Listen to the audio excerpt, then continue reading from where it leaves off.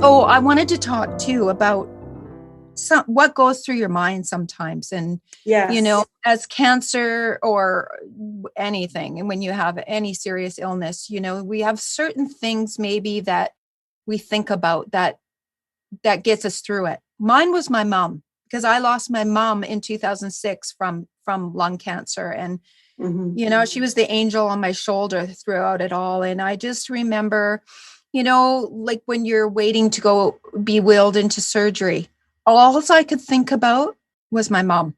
And I know this sounds a little bit dark, but to me, it wasn't dark, because this got me through it. Is I thought, I thought to myself, whatever happens, I'm going to be okay, because I'm either going to survive and, do good, or I'm going to see my mom again. I know it kind of Right. sounds dark, and don't get me, No, I'm not a dark person, but no, that actually gave me comfort in of knowing that no course. matter what the outcome was, it was a win-win.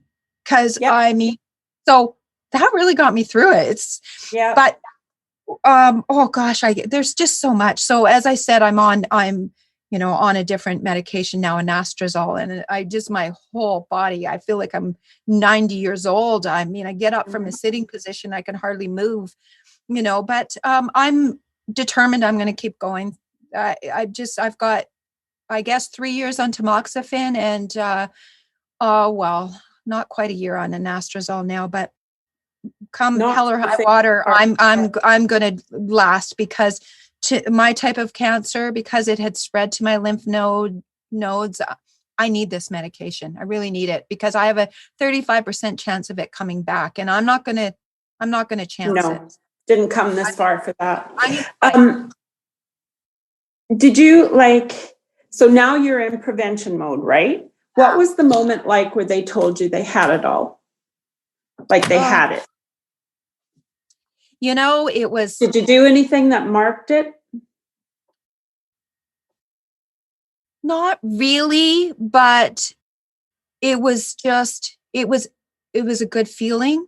I actually never really knew when that time was, to be honest with you, because you don't know when is it, like when you're after surgery, when you're done radiation, when you're done chemotherapy, when you're, Mm-hmm. when you're done, when you start your medications, like when is that time that you feel like Right. you've made it, you're a Yeah. survivor. I never really could really define that moment, but I just know it was a good feeling.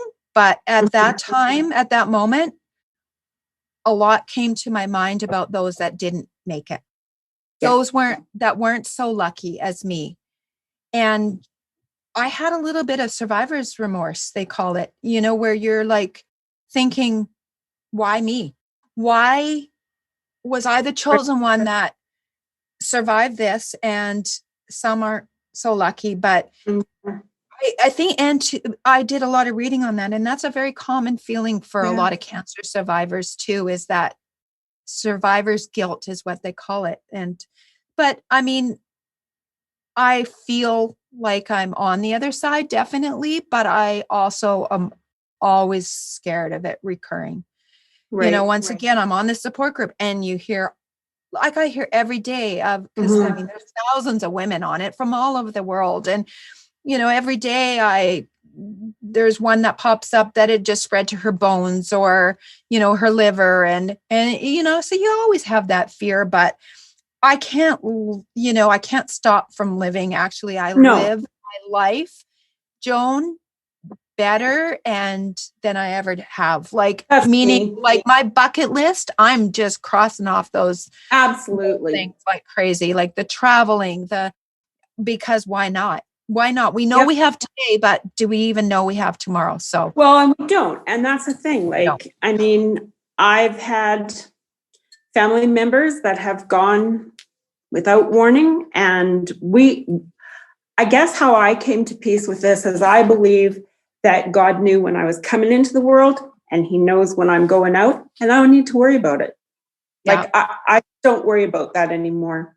But, Yeah. when I was asking you about marking the time, I remember going with um, Lois, my sister by heart, to that appointment where they said, you're done.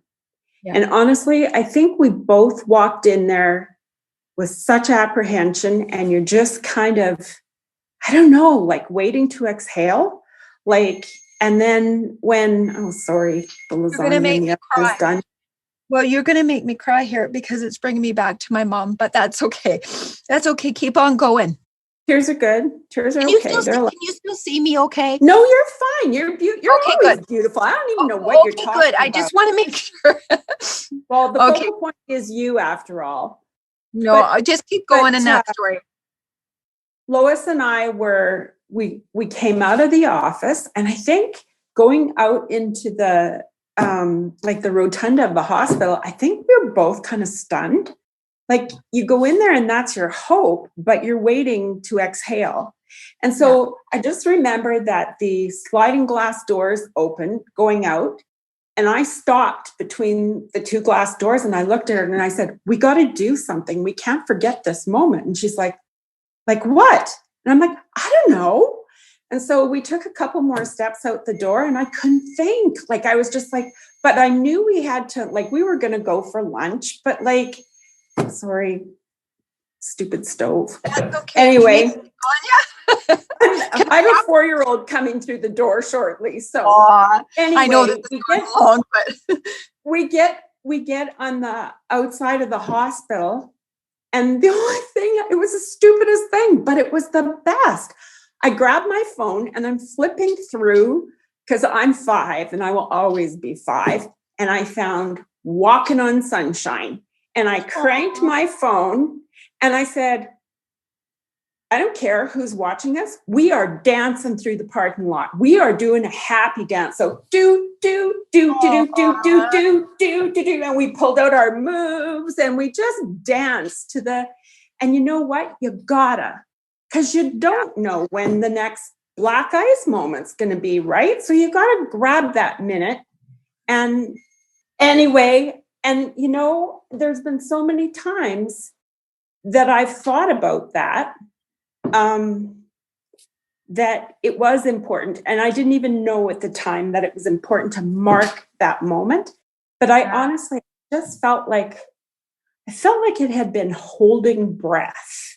Yeah. And I just wanted to remember that there was a second that we got to inhale, you know, in all the crazy.